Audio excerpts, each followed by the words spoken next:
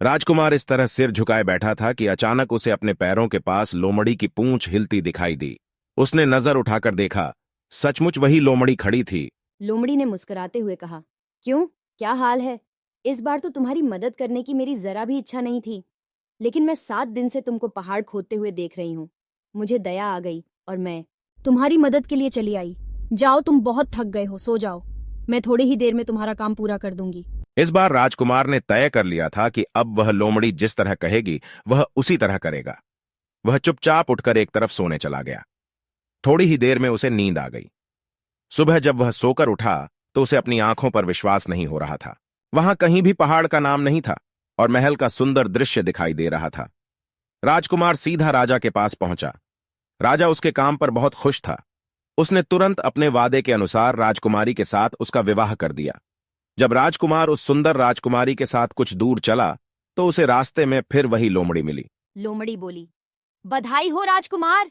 राजकुमारी के साथ तुम्हें देखकर मुझे बड़ी खुशी हो रही है, लेकिन अब तुम्हें सोने का घोड़ा और सोने की चिड़िया भी प्राप्त करनी चाहिए, क्योंकि वे दोनों चीजें तुम्हारे ही लायक हैं और तुम उन्हें आसानी से प्राप्त कर सकते हो।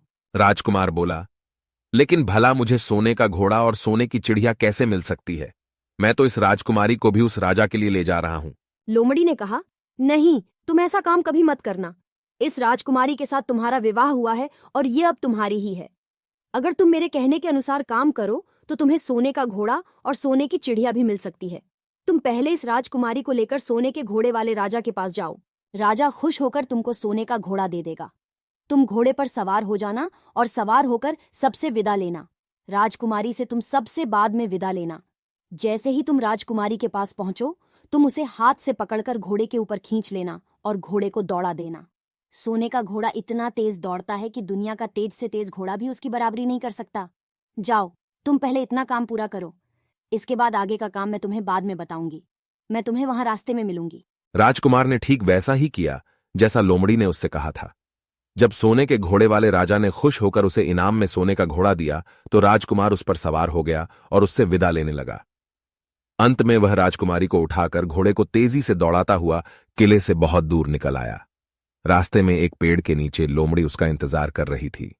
उसे देखकर लोमड़ी बोली, शाबाश, अब तुम सोने की चिड़िया भी प्राप्त कर लो। जब तुम सोने की चिड़िया वाले राजा के पास पहुंचोगे तो वह इस घोड़े को देखकर बहुत खुश होगा। तुम उससे कहना कि पहले सोने की चिड़िया का पिंजरा मेरे हाथ में दे दो, तब मैं यह घोड़ा तुमको दूंगा। जब वह पिंजरा तुम्हारे पास लाए तो तुम पिंजरा उसके हाथ से छीन लेना और घोड़े को दौड़ा देना। बस ऐसे चिड़िया तुमको मिल जाएगी और कोई तुम्हें पकड़ भी नहीं सकेगा। इस बार भी राजकुमार ने ठीक वैसा ही किया। वह राजकुमारी के साथ ही घोड़े पर बैठा रहा और जब राजा ने उसके हाथ में सोने की चिड़िया का पिंजरा दिया तो उसने देखते देखते एड़ मार दी और सोने का घोड़ा हवा से बातें करने लगा। कुछ दूर चलने पर लोमड़ी उसे मिली। राजकुमार ने उससे कहा, तुमने मेरी बड़ी मदद की है। तुम्हारी वजह से मुझे न सिर्फ सोने की चिड़िया मिली बल्कि सोने का घोड़ा और इतनी सुंदर राजकुमारी भी मिल गई। बताओ, मैं तुमको क्या इनाम दूं? मैं तुमको कुछ न कुछ जरूर देना चाहता हूं। लोमड़ी ने कहा, अगर तुम खुश हो तो मेरा एक काम कर दो। तुम एक तीर चलाकर मुझे मार दो। इस समय तुम यही सबसे बड़ा काम मेरे लिए कर सकते हो। राजकुमार ने कहा, भला यह कैसे हो सकता है? तुमने मेरी इतनी मदद की और मैं बदले में तुम्हें मार दूं? मुझसे यह नहीं होगा। यह सुनकर लोमड़ी बड़ी दुखी हुई और बोली, अगर तुम मेरा यह काम नहीं कर सकते तो फिर ठीक है, जाओ। लेकिन मैं तुम्हारी भलाई के लिए ही कह रही हूं कि तुम 2 बातें जरूर याद रखना। एक तो तुम किसी कुएं की दीवार पर मत बैठना और दूसरे तुम ऐसे लोगों के लिए धन मत खर्च करना जिन्हें फांसी मिलने वाली हो। राजकुमार बोला, भाई, तुम भी अजीब हो। तुम्हारी बातें मेरी समझ में ही नहीं आती। भला मैं कभी कुएं की दीवार पर क्यों बैठूंगा और ऐसे आदमियों पर धन क्यों खर्च करूंगा जिनको फांसी दी जाने वाली हो? लेकिन लोमड़ी ने उसकी बात का कोई जवाब नहीं दिया और अलविदा कहकर वहां से चली गई। राजकुमार सोने का घोड़ा दौड़ता हुआ आगे बढ़ा। राजकुमारी उसके साथ ही बैठी हुई थी और सोने की चिड़िया का पिंजरा उसके हाथ में था। कुछ ही देर में राजकुमार उस छोटे गांव में जा पहुंचा जिसमें वे दोनों सराएं थीं। गांव के लोग और खास तौर से बच्चे उसको देखने के लिए बाहर निकल आए। सोने के घोड़े पर इतने सुंदर राजकुमार के साथ बैठी एक राजकुमारी को देखकर सभी लोग चकित थे। इतने में राजकुमार ने देखा कि गांव के बगीचे में एक जगह बहुत से लोग जमा हैं और कुछ शोर हो रहा है।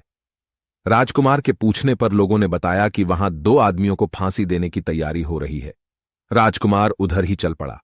वहां पहुंचने पर उसने पहचान लिया कि जिन आदमियों को फांसी दी जाने वाली थी वे और कोई नहीं बल्कि उसके ही भाई थे। वे लोग तब से उसी सजी सजाई सराय में रह रहे थे और तरह तरह के बुरे काम करते थे। वे जुआ भी खेलते थे और जुए में बहुत सा धन हार चुके थे। उन्होंने लोगों से बहुत सा रुपया भी उधार लिया था। इन्हीं सब बातों से चिढ़कर अब गांव वाले उन्हें फांसी पर चढ़ाने जा रहे थे। राजकुमार भला यह कैसे होने देता। उसने लोगों से कहा कि मुझसे रुपया ले लो और इन लोगों को छोड़ दो। उसके बहुत कहने सुनने पर लोग राजी हो गए और उन्होंने उन दोनों आदमियों को रिहा कर दिया। राजकुमार अपने भाइयों को छुड़ाकर आगे चला।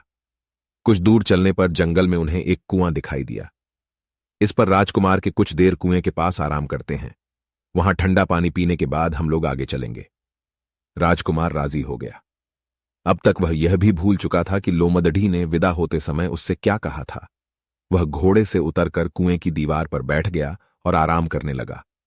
उसके दोनों भाइयों ने मौका देखकर उसे कुएं में धकेल दिया। इसके बाद उन्होंने घोड़े पर राजकुमारी को डाला और सोने की चिड़िया का पिंजरा उठाया और वहां से चलते बने। कुछ ही देर में वे लोग अपने राज्य में लौट आए। घर लौटकर उन्होंने राजा से कहा, हम लोग सोने की चिड़िया को पकड़ लाए हैं। इसी चिड़िया ने हमारे बाग में से सोने के सेब चुराए थे। इसके साथ ही हम एक यह सोने का घोड़ा और राजकुमारी भी लाए हैं। राजा बहुत खुश हुआ। सारे राज्य के लोग खुशियां मनाने लगे, लेकिन राजकुमारी खुश नहीं थी। वह बराबर रोती रहती थी। उसने खाना पीना छोड़ दिया। यही नहीं, घोड़े ने भी दाना पानी बंद कर दिया और सोने की चिड़िया भी उदास रहने लगी। राजा ने बहुत कोशिश की, लेकिन न तो वह राजकुमारी खुश हुई और न सोने के घोड़े और सोने की चिड़िया ने दाना खाना शुरू किया। उधर छोटा राजकुमार कुएं में गिर गया था, लेकिन वह मरा नहीं। कुआं बहुत गहरा था, लेकिन उसमें पानी बहुत थोड़ा था। वह कुएं में बैठा बैठा अपने भाग्य को कोसता रहा। अब उसे फिर उसी लोमड़ी की याद आई और वह पछताने लगा कि अगर मैंने उसका कहना मान लिया होता तो मैं मुसीबत में न फंसता। राजकुमार ने जैसे ही लोमड़ी को याद किया, लोमड़ी न मालूम कैसे कुएं के मुंह पर आ पहुंची और बोली, देखो राजकुमार, मैंने पहले ही तुम्हें समझाया था कि किसी कुएं की दीवार पर मत बैठना और ऐसे आदमियों की मदद मत करना जिन्हें फांसी दी जाने वाली हो, लेकिन तुम नहीं माने। खैर, चलो, अब आखिरी बार मैं फिर तुम्हारी मदद किए देती हूं। लो, मेरी पूंछ पकड़कर कुएं से बाहर निकल जाओ। यह कहकर लोमड़ी ने अपनी पूंछ कुएं में लटका दी। देखते देखते पूंछ इतनी लंबी हो गई कि कुएं के पेंदे में पड़े राजकुमार के पास तक जा पहुंची। राजकुमार उसे पकड़कर कुएं से बाहर निकल आया। लोमड़ी ने उससे कहा, जाओ, अब तुम अपने घर जाओ, लेकिन जरा होशियार रहना। तुम्हारे भाई तुम्हारी जान के दुश्मन हैं। वे लोग जरूर तुमको ढूंढ रहे होंगे। राजकुमार घर की ओर चल पड़ा। अपने राज में पहुंचने पर उसे एक भिखारी मिला। भिखारी को उसने अपने सुंदर कपड़े दान में दे दिए और उनके भद्दे पुराने कपड़े पहन लिए। इस तरह भेष बदलकर वह अपने किले में पहुंचा।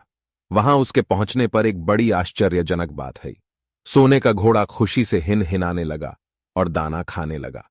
सोने की चिड़िया भी अपने पिंजरे में खुशी से फुदकने लगी और गाना गाने लगी। राजकुमारी ने अपने आंसू पोंछ डाले और वह भी खुश दिखाई देने लगी। लेकिन राजा की समझ में कुछ नहीं आया। उसने राजकुमारी से इसका कारण पूछा तो वह बोली, मैंने तो पहले ही आपको सारी कहानी बता दी थी। आपके बड़े और मंझले राजकुमार ने छोटे राजकुमार के साथ धोखा किया है। इन्होंने आपको भी धोखा दिया है, लेकिन अब आपका छोटा राजकुमार यहाँ पर आ पहुंचा है। इसीलिए मुझे बहुत खुशी हो रही है। उसी के साथ मेरी शादी हुई है और मैं उसके साथ ही सुखी रह सकती हूँ। फिर उसने मैले कुचैले कपड़े पहने एक आदमी की ओर इशारा करते हुए कहा, वह रहा आपका छोटा राजकुमार। राजा ने भी अपने छोटे लड़के को पहचान लिया। अब राजा ने अपने छोटे बेटे के बारे में अपने विचार बदल दिए। अब वह उसको बहुत समझदार और बहादुर मानने लगा और उससे बहुत अधिक प्यार करने लगा। राजा ने भी अपने छोटे लड़के को पहचान लिया। उसने उसको राजगद्दी पर बिठाने का निश्चय किया। बड़े और मंझले राजकुमार ने अपने छोटे भाई को ही धोखा नहीं दिया था, बल्कि राजा को भी धोखा दिया था। इससे राजा उनसे बहुत नाराज था। उसने उन दोनों को अपने राज्य से निकलवा दिया। इसके बाद बड़ी धूमधाम के साथ राजकुमारी के साथ राजकुमार का विवाह हुआ और दोनों सुख से रहने लगे।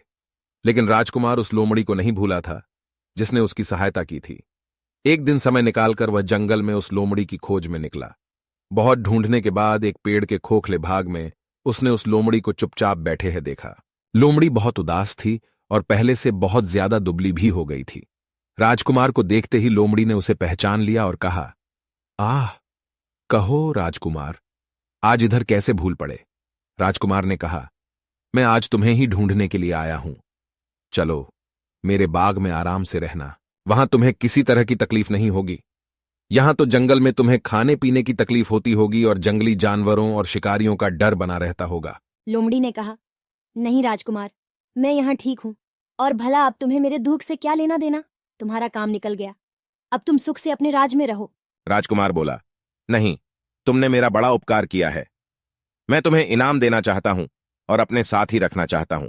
राजकुमारी भी बहुत खुश होगी, वह भी तुमसे मिलना चाहती है। लोमड़ी बोली, अगर तुम सचमुच मुझे इनाम देना चाहते हो तो मेरा एक काम कर दो। मैंने तुमसे पहले भी कहा था कि तुम तीर चलाकर मुझे मार दो, इसी से मेरा लाभ होगा। असल में एक जादूगर ने मुझ पर जादू कर रखा है। मैं लोमड़ी नहीं हूं, मुझे उसके जादू के प्रभाव से लोमड़ी के रूप में रहना पड़ रहा है। मैं तो उसी देश का राजकुमार हूं जहां की राजकुमारी से तुम्हारा विवाह हुआ है। असल में वह राजकुमारी मेरी छोटी बहन है। अगर तुम तीर चलाकर मुझे मार दोगे तो इस जादू से मुझे मुक्ति मिल जाएगी और मैं फिर अपने देश लौट सकूंगा। राजकुमार को यह सुनकर बड़ा आश्चर्य हुआ। उसने फौरन अपने धनुष पर तीर चढ़ाया और लोमड़ी की ओर छोड़ दिया। तीर के लगते ही लोमड़ी मर गई और उसमें से एक सुंदर सा राजकुमार निकल आया। फिर दोनों राजकुमार आपस में गले मिले। इसके बाद दोनों राजकुमार वापस महल में लौट आए। वहां राजकुमारी अपने भाई से मिलकर बहुत खुश हुई।